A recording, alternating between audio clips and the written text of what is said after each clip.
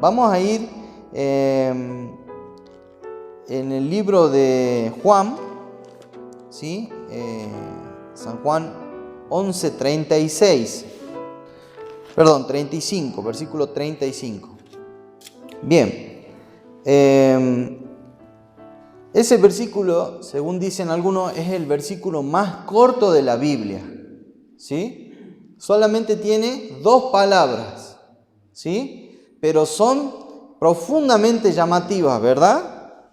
El versículo dice: Jesús lloró. Jesús lloró. Nos llama la atención, ¿no?, el versículo porque nosotros comprendemos lo que es el llanto, ¿no? Sabemos de qué se trata cuando alguien está llorando. Ahora, hay todo un contexto por el cual Jesús lloró. ¿Qué había pasado? ¿Sí? ¿Qué había pasado en esa circunstancia que estamos leyendo aquí? Había muerto Lázaro. Jesús tenía todo un plan detrás de esto. Si nosotros comenzamos a leer del capítulo 11, vamos a ir viendo que Jesús se demora porque a Jesús lo llaman primero, ¿sí?, unos días antes, diciéndole que Lázaro estaba enfermo, ¿sí? Y sin embargo, aún así, Jesús se demora. Jesús no va inmediatamente a sanar a Lázaro. Espera un tiempo, ¿sí? Y entonces ahí Jesús toma la decisión de ir. Jesús podría haber ido directamente, ¿sí?, a sanar a Lázaro, ¿verdad? Tanto es ahí que cuando le dicen a María y a Marta, ¿sí?, que Jesús venía, el versículo 20 dice que entonces Marta dice: cuando oyó que Jesús venía, salió a encontrarle, ¿sí? María se quedó en casa. Y Marta dice que fue y le dijo: Señor, si hubieses estado aquí, mi hermano no habría muerto. ¿Sí? Y entonces nosotros nos preguntamos: ¿por qué entonces Jesús se demoró? ¿Por qué Jesús esperó hasta que Lázaro fallezca? ¿Sí? Bueno, porque para el sufrimiento, hermano, del hombre hay muchos propósitos que a veces nosotros desconocemos. Nuestra mente se concentra en lo que sentimos nosotros, en lo que vemos con nuestros ojos, que son carnales, por así decirlo, ¿sí? Y no podemos observar más allá los propósitos que Dios tiene muchas veces, incluso con el sufrimiento o con la muerte, ¿sí? Esta circunstancia se suscita aquí un pequeño diálogo donde Jesús le dice a Marta que Él iba a resucitar, le asegura la resurrección. Luego ella le dice: yo sé que va a resucitar el día postrero, ¿no? O sea, es como nosotros que decimos: sí, nosotros sabemos que va a resucitar. Pero Jesús le estaba diciendo: yo soy la resurrección. Más adelante, en el versículo 25, le dice: yo soy la resurrección, dice el Señor Jesús. Luego dice que el Señor Jesús va con Marta, le pide más adelante, dice, ¿dónde lo pusieron? Dice, ¿no? El versículo 34. Un versículo anterior dice, el versículo 33, Jesús entonces, al verla llorando, y a los judíos que la acompañaban también llorando, dice que se estremeció en su espíritu y se conmovió, ¿sí? Algunas versiones dice se entristeció, ¿no? Vio que había gente que acompañaba a Marta y a María, y mientras ellas estaban dolidas, también había muchos que estaban llorando ahí, a la vuelta de ellos. Una caravana de gente llorando. Pero la Biblia también nos cuenta que Jesús conocía las intenciones, ¿no? O sea, el Señor Jesús como hombre estaba sujeto a los padecimientos del ser humano, ¿no? Se cansaba, se fatigaba, se sentía triste de vez en cuando, también sufría como nosotros, como seres humanos. Pero como Dios conocía, dice, los corazones, conocía los pensamientos, ¿no? Dice que muchas veces conocía los pensamientos de lo que estaban pensando ahí, ¿sí? Podía oírlo porque como Dios podía conocer eso, ¿no? Entonces, yo me imagino esta circunstancia, el Señor Jesús veía la hipocresía, ¿no?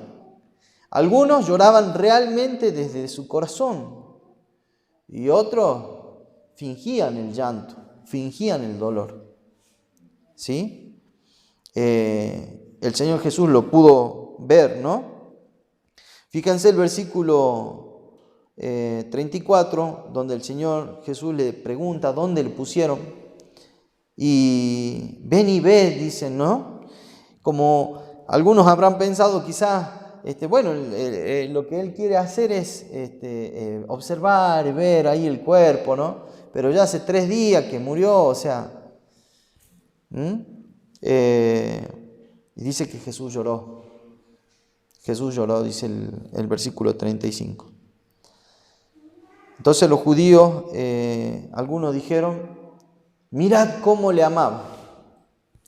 Pero otros dijeron, ¿no podía este que abrió los ojos de los ciegos haber hecho también algo para que Lázaro no muriera? ¿Se dan cuenta cómo es el corazón del hombre? Algunos estaban realmente apesadumbrados por Lázaro y otros buscaban pleito con Jesús. Algunos decían cómo le amaba al ver el llanto de Jesús. Al ver la tristeza de Jesús, algunos se conmovían y decían, realmente le amaba mucho. Y otros al ver eso decían, pero tendría que haber venido antes a sanarlo. Así también mucha gente hoy, cuando ve el sufrimiento de las personas, se pregunta, ¿dónde está Dios que nos sana? ¿Por qué no vino antes a sanarlo? Y algunos otros reconocen que Cristo dio su vida y que por gracia del sacrificio que el Señor hizo, existe en nosotros la posibilidad de obtener la vida eterna. Así que esto es lo mismo que existe hoy. Es la misma forma de pensar de muchos, ¿sí? Jesús lloró porque conocía los corazones de las personas, porque le conmovía también en la tristeza y el dolor que sentimos ante la muerte.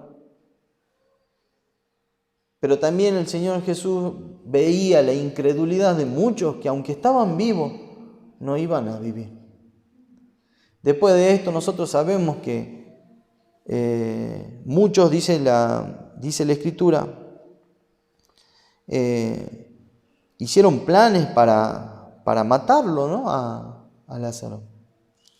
Capítulo 12, ¿sí? Dice... Versículo 10, dice que los principales sacerdotes acordaron dar muerte también a Lázaro, porque a causa de él muchos de los judíos se apartaban y creían en Jesús. Después de que Lázaro es resucitado delante de todos, delante de aquellos que decían, ¿por qué? ¿Por qué no vino y lo salvó antes? ¿Por qué tuvo que esperar a que se muera? Si abrió la vista de los ciegos, tendría que haber venido también aquí a sanarlo. Pero ¿qué prefieren, hermano? Entre una sanación y una resurrección. ¿Qué da mayor gloria a Dios? Jesús tenía planes que nosotros no conocemos, pero cuando esos planes fueron ejecutados, estas personas, lejos de arrepentirse de aquello que pensaron antes, tomaron convenio entre ellos para ir a matar a Lázaro también. Querían matar a Jesús, querían matarlo a Lázaro.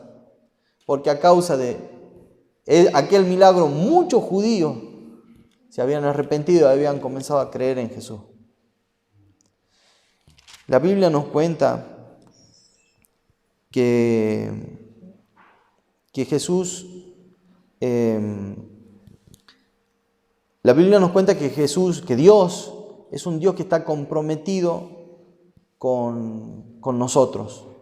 Está comprometido con el sufrimiento del hombre. ¿Sí?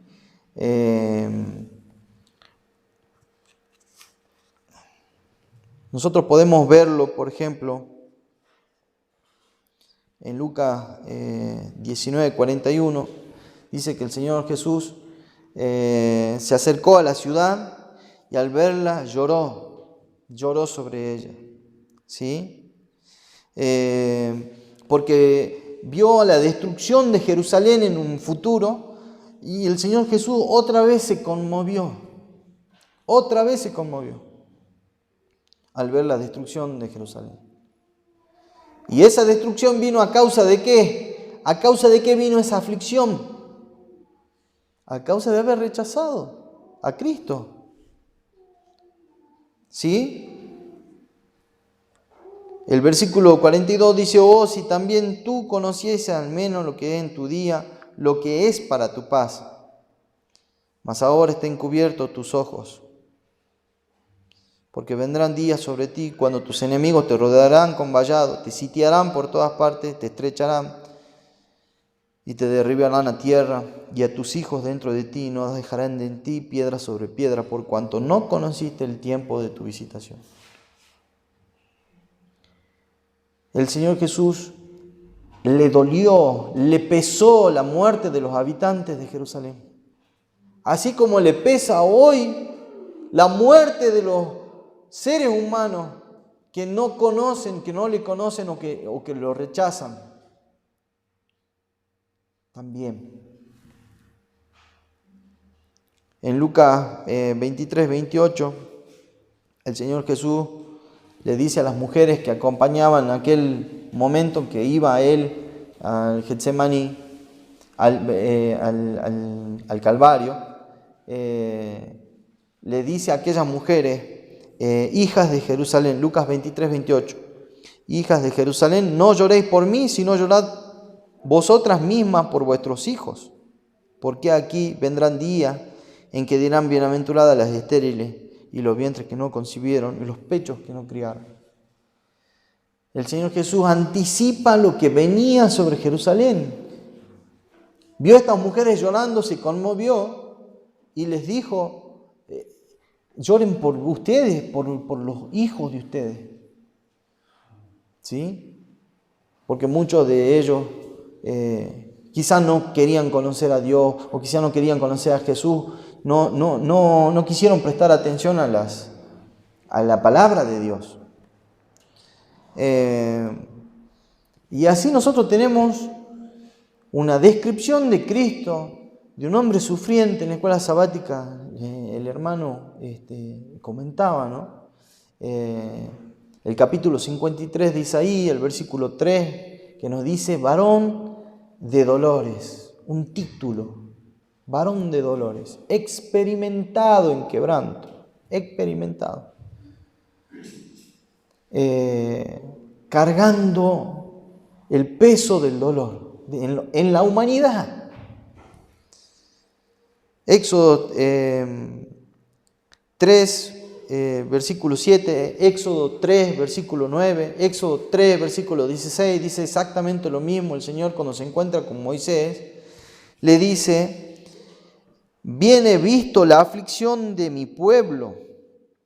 En algunas versiones dice: conocido la aflicción de mi pueblo, que está en Egipto, y he oído su clamor a causa de sus extractores, pues he conocido sus angustias. He conocido sus angustias. Esa palabra conocido es un conocer íntimo, ¿no? Como cuando dice Adán conoció a Eva. Una relación íntima, profunda, íntimamente ligado el Señor con nuestro dolor.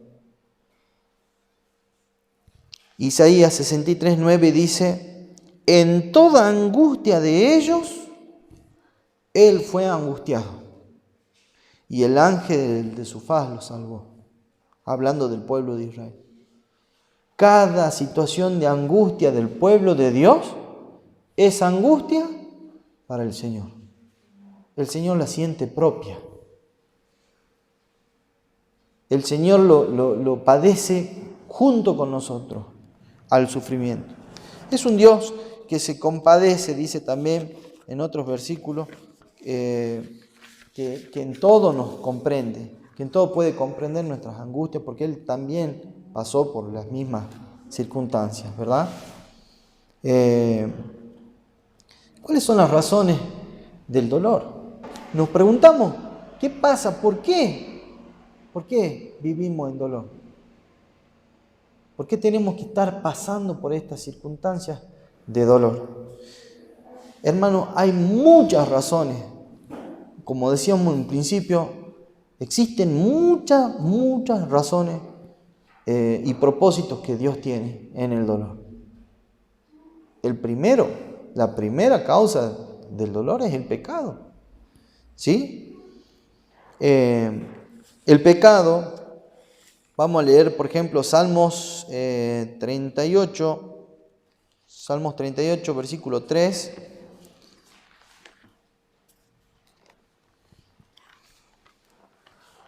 Salmos 39, 11 también. Pero Salmos 38, 3 dice así: nada hay sano en mi carne a causa de tu ira, ni hay paz en mis huesos a causa de mi pecado.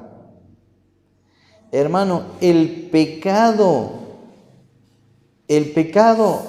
es una de las principales causas de dolor. Las leyes que Dios ha puesto, las ha puesto para que nosotros no vivamos en dolor ni hagamos sentir dolor a otros. ¿A cuánto no le gustaría tener un lugar donde vivamos y no existan personas que mientan? No existan ladrones, no existan adúlteros, por lo tanto no me sean infiel ni yo tenga que ser infiel a otras personas. ¿A cuánto le gustaría tener hijos que sean realmente obedientes a la palabra del Padre? ¿Cuánto nos ahorraríamos en dolor? Los mandamientos de Dios nos cuidan, nos protegen del dolor y también hacen que nosotros bendigamos a otros para que no sientan dolor. Así que el pecado nos causa dolor. El versículo 11 del capítulo 39 dice también: con castigos por el pecado corriges al hombre y deshaces como polilla lo más estimado de él. Así que el pecado conlleva castigo, conlleva tristeza, conlleva dolor. No todos los dolores que nosotros sentimos son a causa de nuestros pecados. ¿Sí? Satanás es el primer originador del mal, originador del dolor. En él se originó todo. En Lucas 13:16 dice que Satanás había atado a una mujer durante 18 años, dice el Señor. ¿Sí? Y pregunta, ¿y no debía desatársele de esta ligadura en día sábado, en día de reposo? Así que el Señor Jesús tenía muy en claro que mucho del sufrimiento que el hombre tiene viene a raíz de lo que Satanás causa en los hombres. ¿Sí? En él se origina toda clase de mal. No como muchos sugieren que el mal se origina en Dios. ¿Sí? Dios no es originador de mal. El pecado trae esto como consecuencia. Y Satanás es el que originó el pecado y el mal. En Hechos 10:38 dice, como Dios, dice, ungió con el Espíritu Santo y con poder de Jesús de Nazaret, como éste anduvo haciendo bienes y sanando a todos los oprimidos por el diablo, porque Dios estaba con él. Así que los oprimidos por el diablo muchas veces sufren enfermedades, sufren circunstancias tristes, familias rotas, con problemas, padres abusivos o lo que sea, golpes, maltratos, ¿sí? Todas estas cosas se originan en Satanás, no en Dios. La aflicción, así que hemos visto, el pecado es una causa de dolor, de sufrimiento. Satanás es el que propicia todo esto, ¿sí? Pero también existen otras razones por las cuales sufrimos. Otra de las razones por las cuales sufrimos es que muchas veces nosotros pensamos que el dolor es totalmente malo para nosotros. Pero no es así, la aflicción nos ayuda a confiar en Dios y a aprender. ¿Sí? Vamos a leer Eclesiastés 7:3. Eclesiastés 7:3. Dice: mejor es el pesar que la risa, porque con la tristeza del rostro se enmendará el corazón. Fíjense, ¿no? Mejor es el pesar que la risa. A veces huimos mucho de los pesares, ¿no? Y hasta nos fatigamos para vivir una vida sin pesares. Pensamos que vivir en el jolgorio, en la alegría, ¿sí?, es lo mejor o es lo que debería ser. Pero no es así. Debemos vivir una vida centrada y si nos toca sufrir, debemos aprovechar ese periodo para aprender lo que Dios quiere. Utilizar todo lo que hay aquí, porque dice que con la tristeza del rostro se enmenda el corazón. ¿Sí? Hay unos versículos que realmente son muy interesantes, hermano. ¿Cuántos leyeron el libro de Lamentaciones y se sorprendieron con lo que leyeron ahí? Lamentaciones es un libro realmente muy fuerte cuando uno lee lo que ellos han padecido, ¿no? O sea, lo que tuvieron que vivir los israelitas en aquel momento de Jeremías. En el versículo 3 de Lamentaciones, el capítulo 3 de Lamentaciones, el versículo 27 dice: bueno le es al hombre, ¿lo tienen ahí? Lamentaciones 3:27. Dice: bueno le es al hombre llevar su yugo desde la juventud, que se siente solo y calle, porque Dios es quien se lo impuso. Ponga su boca en el polvo, y por si aún hay esperanza, que dé la mejilla al que le hiere, y sea colmado de afrentas. Porque el Señor no desecha para siempre, también dice, ¿verdad? A ver, cuando nosotros leemos un poquito antes todo lo que es ahí en Lamentaciones, los versículos anteriores, hay unos versículos que son realmente interesantes porque nos tienen que hacer pensar, ¿sí? Dice así, el versículo 22: por la misericordia de Jehová no hemos sido consumidos, porque nunca decayeron sus misericordias. Nuevas son cada mañana, grande es tu fidelidad. Mi porción es Jehová, dijo mi alma, por tanto en él esperaré.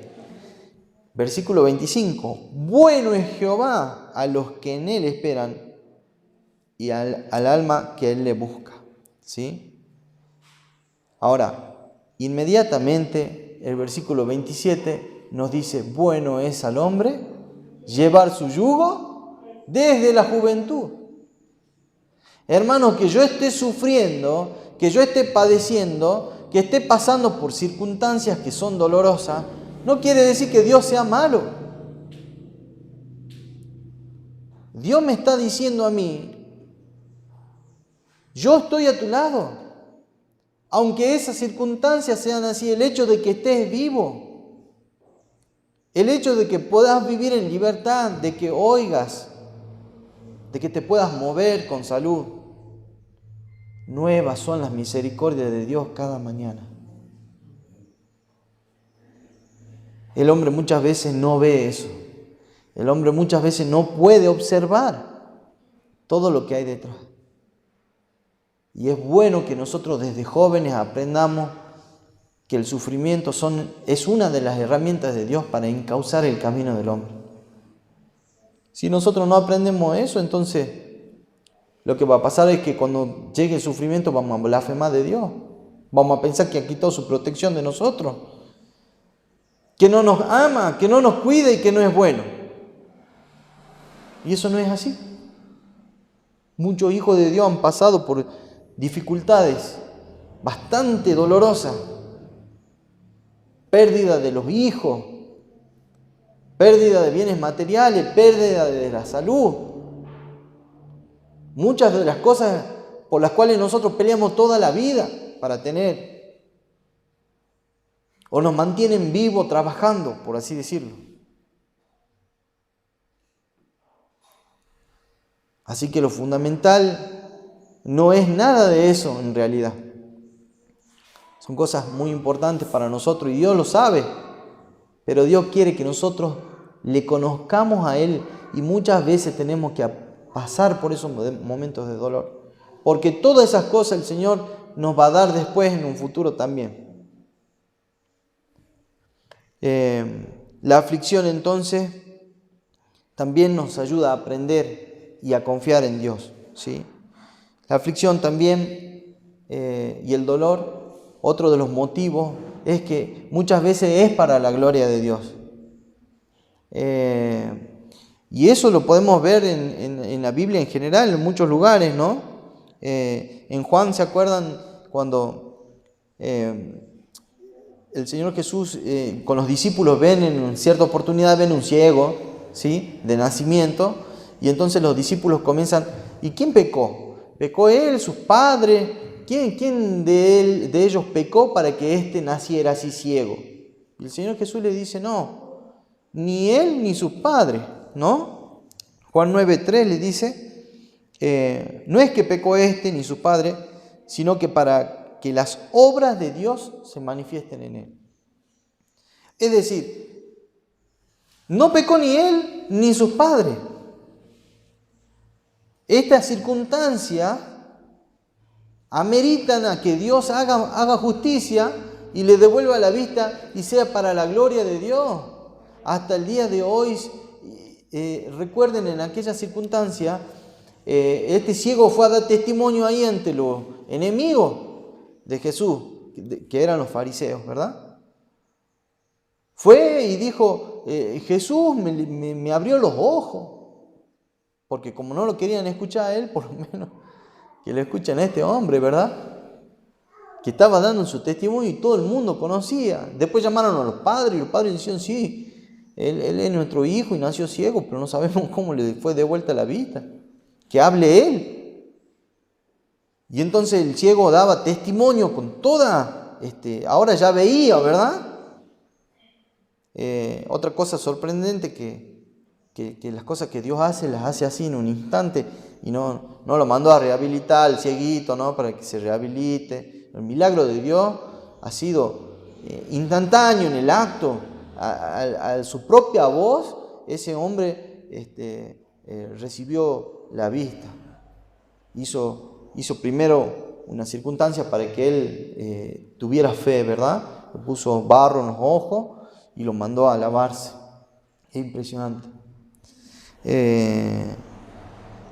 Entonces, la aflicción también es para la gloria de Dios, ¿sí? El apóstol Pablo en 2 de Corintios 4, en los versículos 15 al 17, ¿sí?, o al 18 dice, porque todas estas cosas padecemos por amor a vosotros. Todos los sufrimientos de los apóstoles, todo lo que estaban ellos viviendo y padeciendo, no se olviden que los azotaban, los encarcelaban, después los apedreaban, los corrían de la sinagoga, tenían disputa con un montón de personas. ¿Qué podrían haber dicho ellos? Dios no nos ama, Dios no está con nosotros porque vivimos así, perseguidos, ¿verdad? Pero no fue así. Ellos entendían que para darle la gloria a Dios había a veces que pasar por momentos de sufrimiento. Y el apóstol Pablo dice, para que abundando la gracia por medio de muchos, la acción de gracia sobreabunde para la gloria de Dios. Por tanto dice, no desmayamos. Antes, aunque nuestro hombre exterior se vaya desgastando, el interior no obstante se renueva. Porque esta leve tribulación, dice, momentánea, produce en nosotros un cada vez más excelente y eterno peso de gloria. No mirando nosotros las cosas que se ven, sino las que no se ven. Pues las cosas que se ven son temporales, pero las que no se ven son eternas. El apóstol Pablo tenía claro el objetivo. Este sufrimiento es momentáneo. Estas cosas que vivimos son momentáneas. Pero si hace falta darle gloria a Dios mediante estos sufrimientos, si hace falta que mi iglesia crezca por medio de esto, que a veces sufrimos, que a veces pasamos, y bueno, entonces actúo, decía, ¿no? Tomo la iniciativa y comienzo a actuar de acuerdo a la voluntad de Dios, para dar la gloria a Dios a pesar de mi sufrimiento. Así que estas son algunas de las razones que yo he encontrado por las cuales el hombre sufre. Detrás del sufrimiento que Dios no quiere en el hombre, sin embargo, Dios encausa el sufrimiento para bien del hombre. Dios no es el promotor del sufrimiento, sin embargo, Dios utiliza el sufrimiento para beneficio de sus hijos. Porque de otra manera, hermano, ¿qué podría pasar? ¿Qué podría pasar si realmente los hombres vivieran la vida cómodamente, ¿verdad? Si pecara el hombre y no tuviera ninguna consecuencia, el pecado seguiría. Si el hombre no aprendiera de un error o de un pecado, o si viera que los que prosperan, dice, también David dice, casi resbaló, dice, mi corazón a ver cómo progresaba el impío. Pero viendo, dice, tu santuario, dice David, entendí el fin de ello. Hermano, si no hay consecuencia del mal, se perpetúa el mal. Por lo tanto, todo tiene que ser así. Y Dios sufre con nosotros los dolores, las dificultades, las circunstancias en las que nosotros vivimos, pero nos promete que va a estar con nosotros, ¿sí? También dice que muchos de los discípulos sufrían afrenta y cuando sufrían afrenta, dice que ellos se sentían dichosos, ¿no? Eso dicen Hechos, que se sentían dichosos de haber sido afrentados por causa del nombre de Jesús. En Lucas 22, 41 y 42 dice que el Señor Jesús se ponía de rodillas y oraba al Padre diciendo, Padre, si es tu voluntad, aparta de mí esta copa, pero no se haga mi voluntad, sino la tuya. ¿Sufría el Señor Jesús? Claro, y estaba sufriendo por los pecados nuestros, por cargar nuestro dolor, nuestro pecado. Pasa de mí esta copa, pasa de mí este sufrimiento. ¿Era posible que se haga todo esto sin que Él sufra? El Padre no quitó el sufrimiento de su Hijo. Podría, por así decirlo, haberle dado una anestesia, ¿verdad? Podría haberlo hecho. Pero el sufrimiento tenía un propósito. Y si el Señor Jesús no padecía, lo que iban a padecer íbamos a ser nosotros. Hermano, el sufrimiento tiene un propósito en la vida de los hombres, tanto hijos de Dios como los que no son hijos de Dios.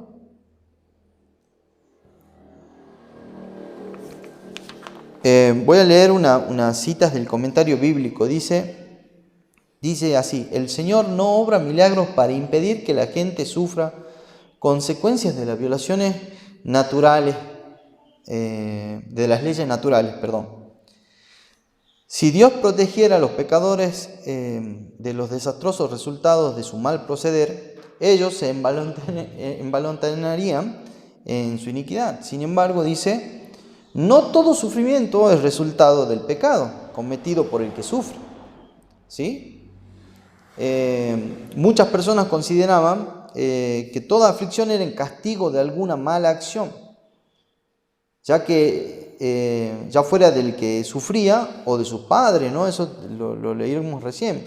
Juzgaban el grado de culpabilidad por la intensidad del sufrimiento. En realidad, Satanás es el autor del pecado y todos sus resultados. Había inducido, dice, a los hombres a considerar la enfermedad y la muerte como procedentes de Dios, como un castigo arbitrario infligido por causa del pecado. Eso lo dice el deseado de toda la gente. A causa de este concepto erróneo, consideraban que el Padre Celestial era un severo y exigente ejecutor de justicia. Muchos cristianos tienen esa idea equivocada. A pesar de que la Biblia habla, por ejemplo, en el libro de Job, ¿sí? y de las enseñanzas de Jesús, ¿sí? Consideren que Dios es el originador de la enfermedad.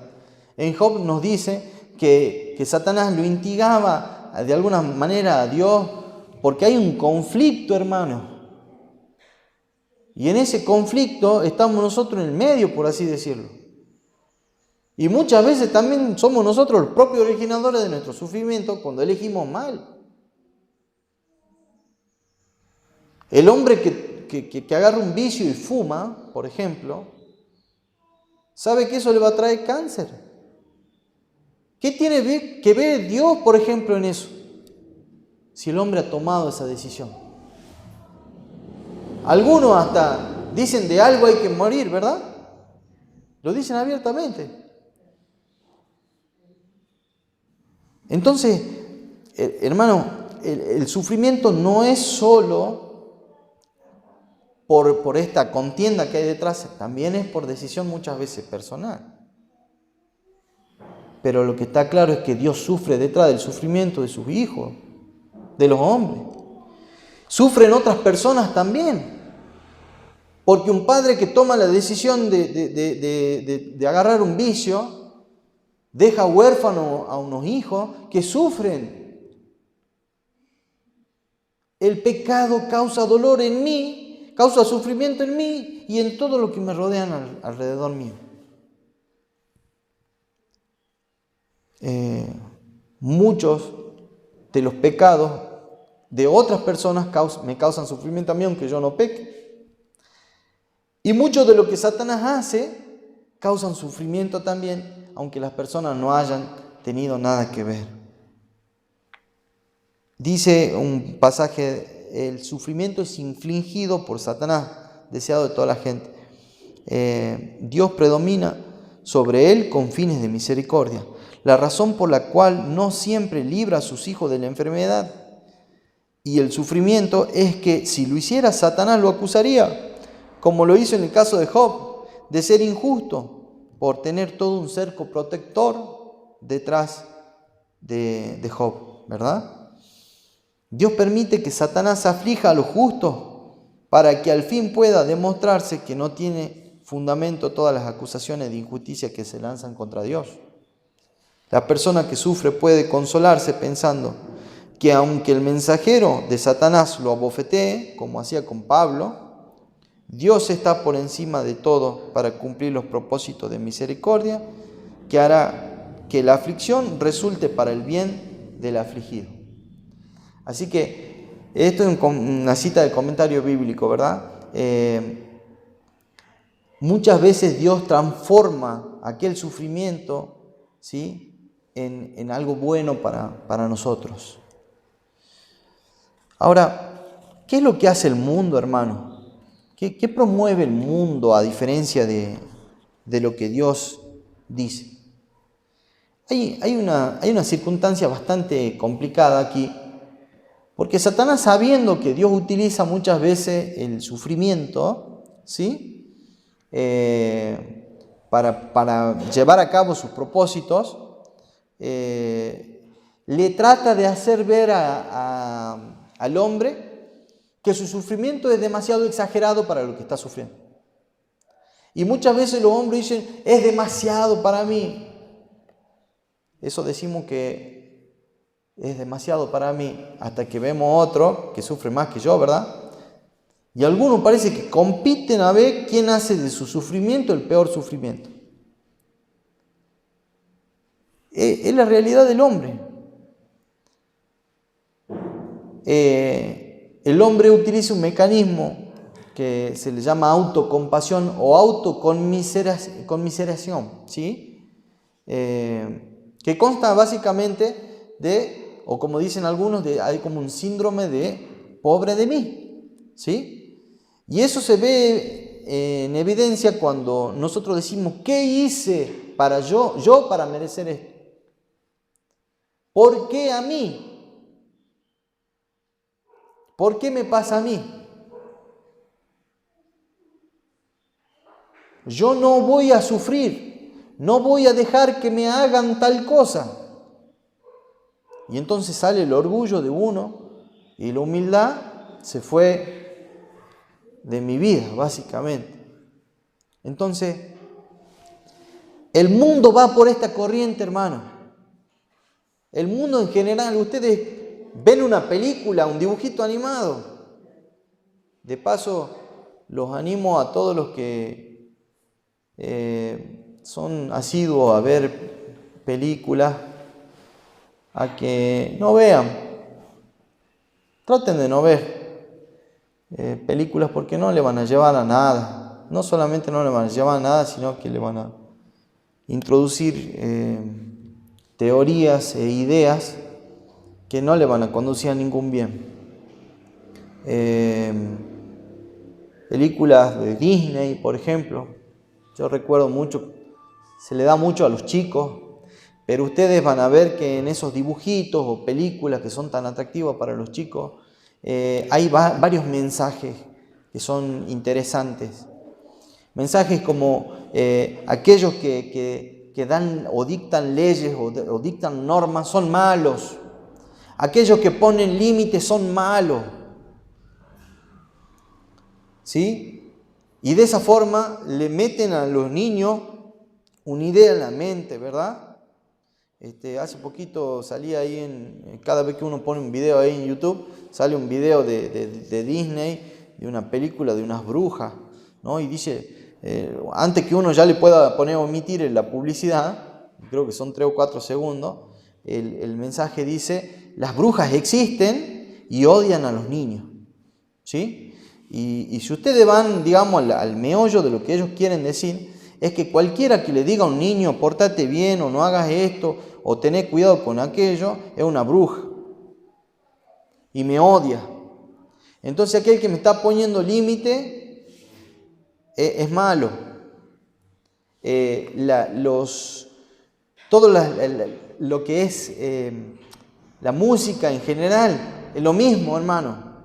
Promueven que el hombre se centre en sus sentimientos. Pobre de mí, me ha dejado, ¿no? Todo lo que es amoroso, ¿no? En general. Y nosotros cuando estamos tristes, le ponemos, por así decirlo, lo inflamos a la autocompasión, ¿no? Es como que le damos el piloto automático y lo ponemos ahí y entramos a poner música triste, ¿no? Algunos se dan con toda con la música triste, que tiene un mensaje melancólico, ¿no? Y comenzamos, y algunos lloran, ¿no? Y cada vez, lo que hacemos es agravar el dolor en nosotros. Satanás se regocija, hermano, de eso. Cuando nosotros nos tenemos autocompasión de nosotros mismos, después queremos evitar a toda costa el dolor. No hemos sabido gestionar con nuestro carácter el dolor. Hay un versículo que dice, si te cansaste con los de a pie, ¿qué? Con los de a caballo. ¿Lo escucharon? Es un principio, básicamente. Si te cansaste, si sufriste con ese pequeño dolor, ¿qué cuando vengan las pruebas? ¿Qué cuando venga la persecución que está descrita en la palabra de Dios para los últimos tiempos? ¿Qué cuando haya cárceles? ¿Qué cuando la pena de muerte? A los que siguen la palabra de Dios. Satanás se regocija con la autocomiseración. ¿Se acuerdan cuando esto lo podemos leer en Mateo 16? Dice que el Señor Jesús, Mateo 16, 21 en adelante, dice que el Señor Jesús declaraba, dice a sus discípulos, que era necesario ir a Jerusalén y padecer mucho, dice, de los ancianos, también de los principales sacerdotes y de los escribas, y ser muerto y resucitar al tercer día. El Señor Jesús le venía hablando de lo que iba a suceder, pero Pedro lo toma aparte al Señor Jesús y le reconviene. Fíjense esta palabrita, esta frase que le dice Pedro. Ten compasión de ti. Señor, ten compasión de ti. Y en ninguna manera esto te acontezca. Pedro quería evitarle el sufrimiento. Muchos de nosotros queremos a nosotros mismos evitarnos cierto sufrimiento. No voy a dejar de trabajar en sábado. Voy a dejar de hacer la voluntad de Dios porque eso me va a traer sufrimiento. No queremos evitar el sufrimiento, como si el sufrimiento fuese pecado en sí, y en realidad al revés. También aquí a Jesús, nunca te pase eso.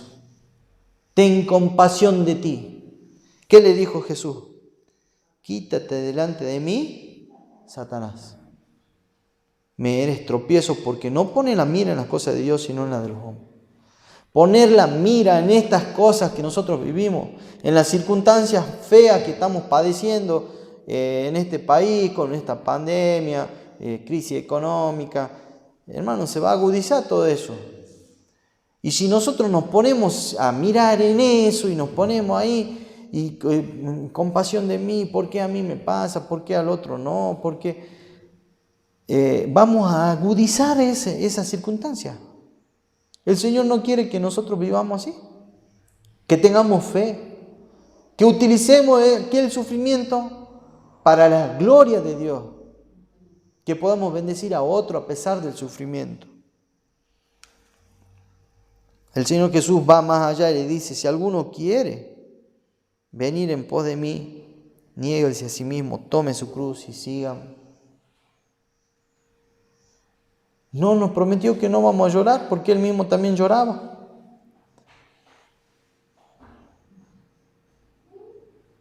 Él mismo llora cuando nosotros lloramos. Y Satanás sabiendo que no puede hacer nada con Dios, no le puede hacer daño a Dios, nos hace daño a nosotros. Porque haciéndonos daño a nosotros, hace sufrir a Dios. En la Biblia nos dice que el dragón fue, dice en Apocalipsis, a hacer guerra contra la descendencia de la mujer, el resto de la descendencia. Como aquel hijo de Dios que nació, dice, de esa mujer, no le pudo hacer daño, entonces fue a hacer guerra contra el resto de la descendencia. Porque es la única forma de dañar el corazón de Dios.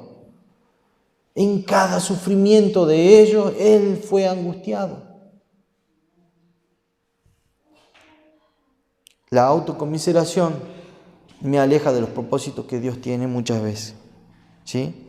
Segunda de Corintios 12, 9, ¿se acuerdan? El apóstol Pablo dice que el Señor le dijo con respecto a un aguijón que tenía, dice, en la carne, quizá una enfermedad, una dolencia: bástate mi gracia, porque mi poder se perfecciona en la debilidad.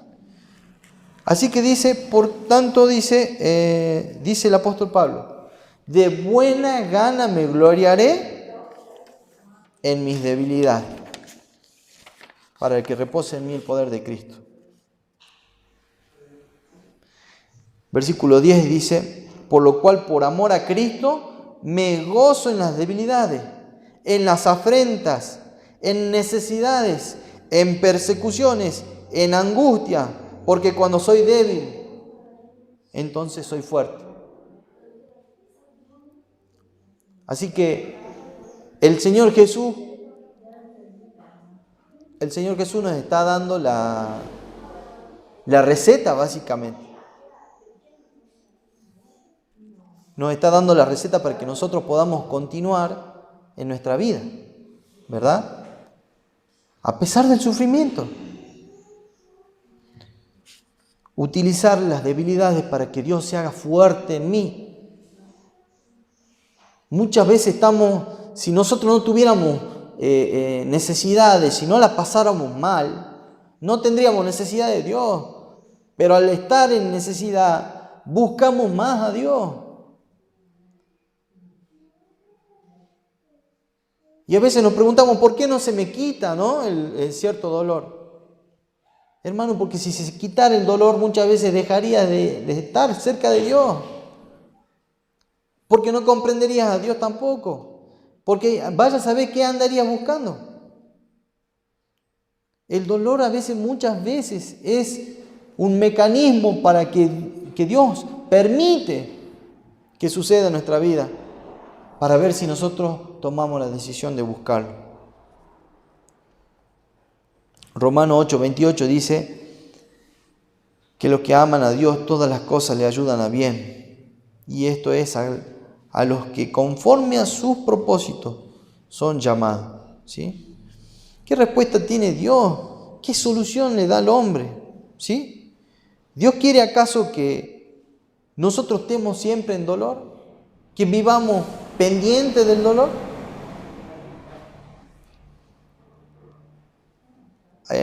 Primera de Tesalonicenses, eso lo leíamos hoy día con mi esposa, ¿no? Primera de Tesalonicenses 5:16 dice: estad siempre gozoso.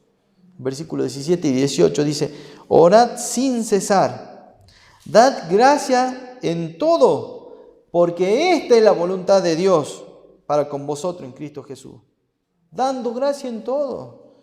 Estad siempre gozosos. Ahora, ¿quiere decir eso que voy a estar poniendo programas de chiste y riéndome? No, hermano, el gozo parte de estar agradecido, según el versículo 18, siendo agradecido a Dios con lo que tenemos. Siempre podría estar peor si no fuese que la misericordia de Dios me mantiene vivo, me mantiene activo, puedo saber que estoy con Él, puedo ayudar a otro y ser un canal de bendición, puedo compartir la palabra de Dios con otro, puedo ver que mediante la oración otros se restauren, quizá no yo, pero es suficiente para que yo pueda sentir gozo con lo que está sucediendo. En Eclesiastés 7:14 dice: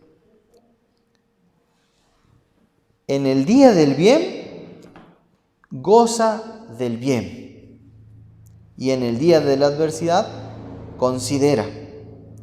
Dios hizo tanto lo uno como lo otro, a fin de que el hombre nada halle después de él. Dios permite, hermano. Adversidades, dificultades, Dios las permite.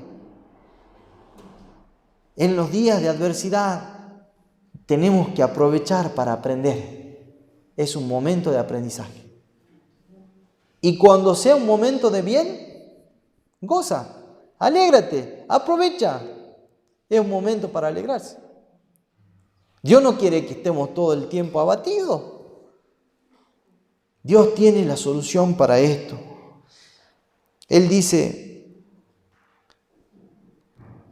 también que a veces la muerte es un momento de liberación. En Isaías 57:1 dice: perece el justo, no hay quien piense en ello, no hay quien entienda, dice, ¿no? Los piadosos mueren y no hay quien entienda que delante de la aflicción es quitado el justo. ¿Escucharon esa cosa? ¿Por qué los buenos mueren?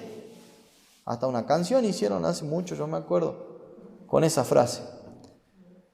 La gente buena muere.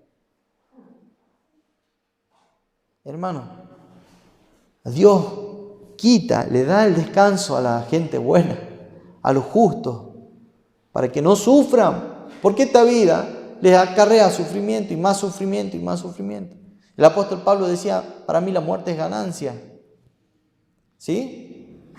Porque venía de estar apedreado, iba a la otra iglesia y lo metían en la cárcel, iba para otro lado y lo azotaban, y pasaba por persecución tras persecución tras persecución, y si bien él era un apoyo para la iglesia, el apóstol Pablo no tenía 15 ni 20 años, era un hombre grande, y estaba padeciendo circunstancias dolorosas, y la muerte vendría a ser aquel encuentro con Cristo. Porque si bien uno descansa, para el hombre que fallece es un abrir y cerrar de ojos. Así que él decía: para mí la muerte es ganancia, ¿verdad? Pero si yo me quedo vivo y lo sigo ayudando a ustedes, bueno, ya no sé qué elegir, decía el apóstol Pablo, ¿no? Es decir, fíjense cómo él no le importaba tanto su propio sufrimiento. O sea, la autocompasión, la autocomiseración básicamente no existía. Hermano, la autocomiseración es un pecado. La autoconmiseración, la autocompasión es un defecto de carácter que puede arruinarnos. Es preferible pensar en el sufrimiento del hermano que autocompadecerse del de uno. Es egoísmo, hermano. El Señor tiene solución incluso para la muerte. Apocalipsis 21:4, cuando todo se acabe, hermano, tenemos motivos para seguir pensando en esto. Enjugará Dios toda lágrima de los ojos de ellos, y ya no habrá muerte, ni habrá más llanto, no habrá clamor, no habrá dolor, porque las primeras cosas pasaron. Además agrega, ¿no?, a esto: el que estaba sentado dice en el trono: he aquí, yo hago todas las cosas nuevas. Y me dijo: escribe, porque estas palabras son fieles y verdaderas. El Señor conoce tu dolor. Podés ir tranquilamente a Él. Él también ha sufrido tu dolor. Pero Él te da esperanza. Él te va a sacar de aquel dolor. Y si no lo hace, hermano, que sea bienvenida la lección, que podamos aprender lo que Él quiere. Y si tenemos que sufrir por la gloria de Dios, que el Señor nos ayude a transitar ese camino. Que Dios los bendiga, hermano.